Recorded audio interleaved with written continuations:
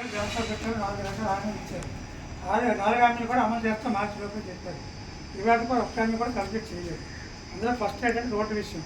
Road విషయంలో అనేక సందర్భాలు అధికారులు ఇంజనీర్లు చెప్పినా కానీ వాళ్ళు దాన్ని నెగ్లిజెన్స్ చేస్తున్నారు. ఫారెస్ట్ కేసెస్ కాదన్నారు, కానీ వచ్చేసింది ఆల్రెడీ.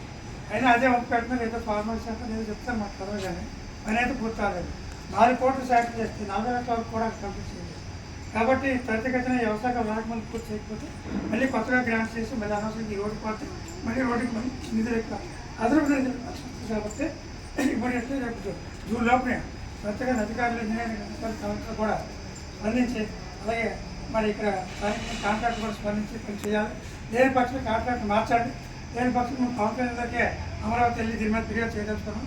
ఆ రకంగా అధికారులు నేను త్వరితగతి పూర్తి చేయాలని చెప్పి జనసేన పార్టీ తరఫున నాయకులు విజ్ఞప్తి చేస్తూనే ఈ డోలి మాత్రలే రోడ్డు పూర్తి అయితే ఇప్పుడు 4-5 సార్లు డోలి మాత్రలు జరిగినాయి.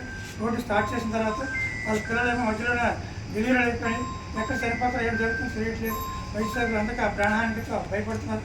కాబట్టి త్వరితగతిన రోడ్డు పూర్తి చేసి వాళ్ళ డోలి మాత్రం తప్పించి వాళ్ళ ప్రాణాన్ని కల్పించాలని విజ్ఞప్తి తరఫున జనసేన పార్టీ తరఫున అధికార యంత్రాంగానికి విజ్ఞప్తి చేస్తుంది.